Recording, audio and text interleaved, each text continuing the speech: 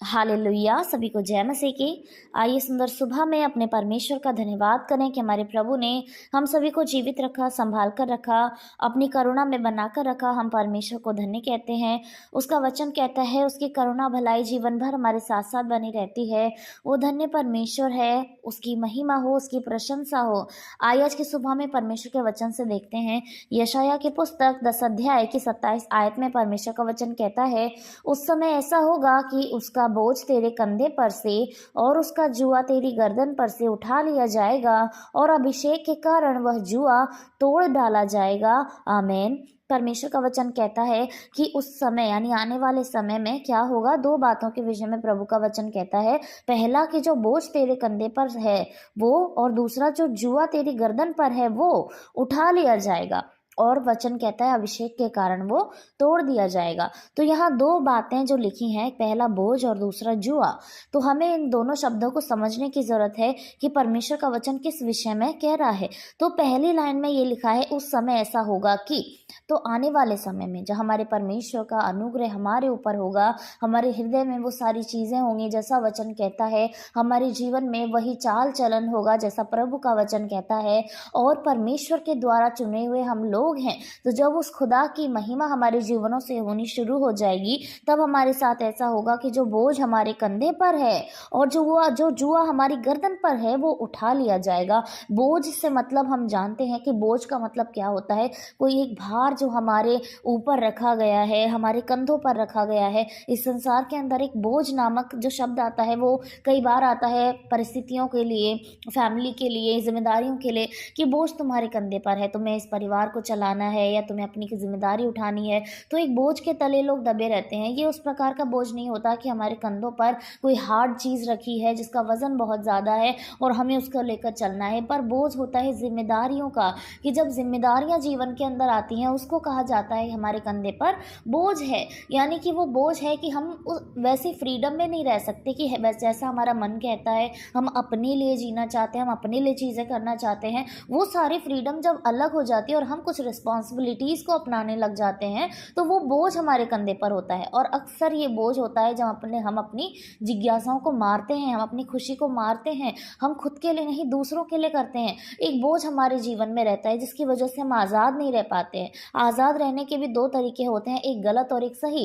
एक संसार की रीति से आज़ाद होना जिसमें लोग पाप करते हैं, और एक प्रभु में स्वतंत्र रहना जिसमें खुदा का वचन हमें स्वतंत्र रखने के विषय में कहता है। तो एक बोझ वो हो गया जो अभी हमने जाना कि जो जिम्मेदारियों का बोझ होता है, जो कई बार पश्चाताप का बोझ होता है, अपने बहुत सारी चीज़ों का बोझ होता है, हम अपने गिल्ट के बोझ में भी फंस जाते हैं। और दूसरा प्रभु का वचन कहता है जुआ, जो गर्दन पर है। तो ये जुआ का क्या अर्थ है? तो जुआ वो होता है, हमने देखा होगा जब खेत में लोग किसानी करते हैं, खेती करते हैं, उस समय में जो बैल होते हैं उनके कंधे पर, बैलों की जो गर्दन होती है उसके ऊपर एक बोझ रखा जाता है जिसके द्वारा वो हल चलाया जाता है।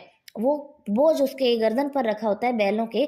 और कई बार होता है जो बुग्गी वगैरह जाती हैं उसके अंदर भी गर्दन के ऊपर जो जानवर होता है उसके बोझ रखा होता है और उसको लेकर उसे चलना होता है। तो खेत में भी वो हल जोत रहा है, मिट्टी को चीरता हुआ लेकर जा रहा है, और दूसरा अगर वो सड़क पर है तो वो बोझ को उठाकर लेकर जा रहा है। उसको जुआ कहते हैं। जो उसकी गर्दन पर रखा होता है वो जुआ होता है, जिसकी वजह से वो सीधा नहीं हो पाता, उसको झुककर चलना पड़ता है और बहुत सारा बोझ उसके पीछे होता है। तो वो होता है एक जुआ। तो प्रभु का वचन कहता है और जो जुआ हमारी गर्दन पर है वो उठा लिया जाएगा। हमारी गर्दन पर भी एक जुआ है जो हमको नहीं दिखता है।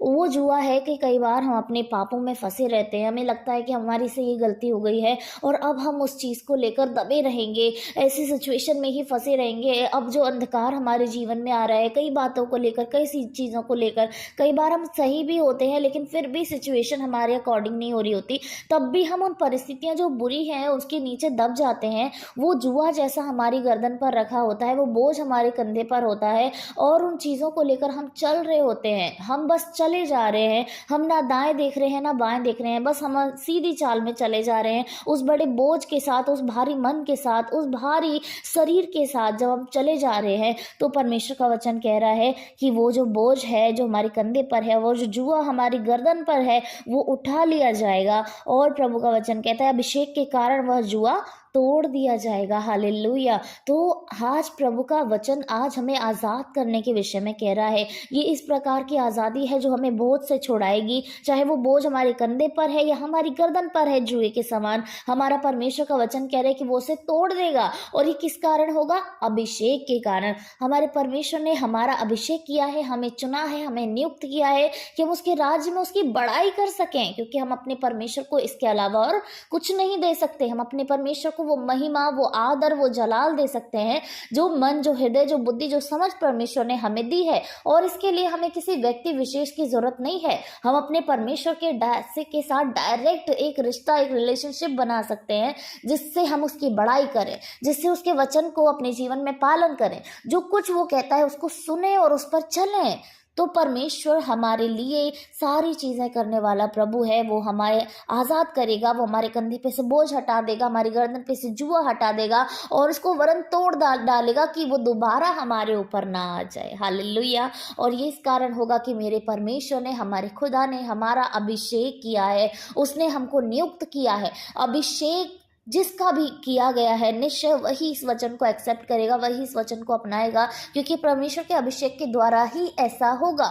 तो जो भी अभिषेक किए गए लोग हैं, आज निश्चय हम लोग अपने आप को आज़ाद कर लें कि हमारे परमेश्वर ने हमें क्षमा किया। उन रुके हुए कामों को जो हमने छोड़ दिए हैं, हम यीशु मसीह के नाम से शुरू करें, उस खुदा की महिमा करें, उस खुदा की इबादत करें, उस परमेश्वर का राज हमारे जीवन में और उसकी मर्जी हमारे जीवनों से पूरी हो कि हम अपने परमेश्वर के गुणगान गाते रहें, उसकी प्रशंसा, उसकी महिमा हमारे जीवनों में अब से लेकर निरंतर होती रहे। सो हम धन्यवाद करते हैं प्रभु का कि परमेश्वर ने आज उम्दा वचन से हमें भरा है, एक बोझ से, एक जुए से प्रभु ने आज हमें आज़ाद किया है कि उसकी महिमा हम जीवन भर करते रहें और बड़ी आज़ादी के साथ, बड़े खुलेपन के साथ उस खुदा को धन्य कहें। आइए हम खुद को परमेश्वर को समर्पित करते हैं, उस खुदा को धन्य कहते हैं कि उसकी आशीषें हमारे जीवनों में बनी रहती हैं। ये प्रभु का वचन कहता है कि इस संसार में माता पिता अपने बच्चों को छोड़ सकते हैं, लेकिन हमारा परमेश्वर ही ऐसा है जो हमें कभी नहीं छोड़ेगा, हमें कभी नहीं त्यागेगा। वो युगानुयुग एक सा परमेश्वर है जो कभी बदलने वाला नहीं है। वो अपने वादों को पूरा करने वाला परमेश्वर है। उसने इसराइलियों को इतने बुरे देश से छुड़ाया जहाँ उनकी इतनी प्रताड़ना होती थी, उन्हें दुख झेलना पड़ता था। वहाँ से परमेश्वर ने लेकर आया कि वो दूध और हनी की धाराओं, बहने वाली धाराओं के अंदर उनको आराम करवाए। तो हमारा परमेश्वर कितना महान है, वो सब कुछ करने में सामर्थी प्रभु है, उसकी महिमा करें। धन्यवाद, धन्यवाद, धन्यवाद। राजाओं के राजा, सेनाओं के यहोवा प्रभु, आपकी महिमा हो खुदावन। आपके नाम को धन्य कहते हैं प्रभु, आपके जीवित जीवित जीवित नाम को सराहते हैं पिता।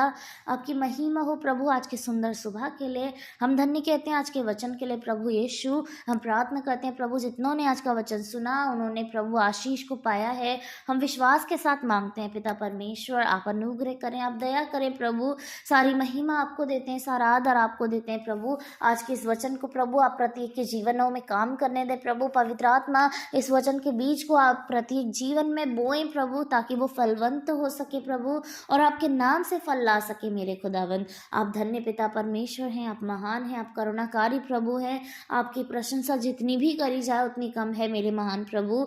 आपकी स्तुति हो, आपकी बड़ाई हो प्रभु जी। आप धन्यवाद की योग्य है पिता। हम धन्य कहते हैं आज की इस सुबह के लिए प्रभु, आपने हम सभी को जीवित रखा है प्रभु, आपके सम्मुख रखा है खुदा। हम आपको धन्यवाद करते हैं प्रभु। हम प्रार्थना करते हैं खुदा, जितने लोग आपके सम्मुख हैं प्रभु यीशु मसीह, उनकी जो भी शिकायतें हैं, जो भी प्रार्थनाएं हैं प्रभु, जो भी दिक्कतें हैं, परेशानियां हैं, आप उनके मनों को, उनके हृदयों को जांचने वाले प्रभु हैं खुदावन। आप उनकी प्रार्थनाओं को सुने प्रभु, उनका जवाब उन्हें हाँ और आमीन में मिले प्रभु। उनकी सारी प्रार्थनाओं के जवाब उनके जीवन में चंगाई के द्वारा मिलने पाए परमेश्वर। उनकी पूर्ति के द्वारा उनकी कमी घटी दूर हो जाए मेरे पिता परमेश्वर। आप अपने करुणाकारी हाथ उनके ऊपर बनाए मेरे परमेश्वर, कि वो आपको धन्य कह सकें मेरे पिता। हम प्रार्थना करते हैं प्रभु, आज के पूरे दिन में आप संभालें खुदा, हम सभी के साथ हों खुदा। बाहर आने जाने में रक्षा हिफाजत करें प्रभु। शैतान की युक्तियों से, उसके चाल जाल से आप हमारी रक्षा करें खुदावन। प्रत्येक जन के पिता परमेश्वर आप साथ हों खुदावन। जितने लोगों ने प्रार्थनाएं रखवाई हैं, उनके मनों में है, उनकी जुबानों पर है, या वो कमेंट करें हैं प्रभु, यीशु मसीह के नाम से आप उन्हें पूरी रीति से चंगा करें खुदा, ताकि आपकी महिमा उनके जीवनों से युगानुयुग होती रहे प्रभु। धन्यवाद करते हैं सारी बातों के लिए प्रभु जी। सारा आदर महिमा आपको देते हैं। उद्धार करते यीशु मसीह के नाम से इस प्रार्थना को मांगते हैं पिता, सुने और ग्रहण करें। आमीन, आमीन और आमीन।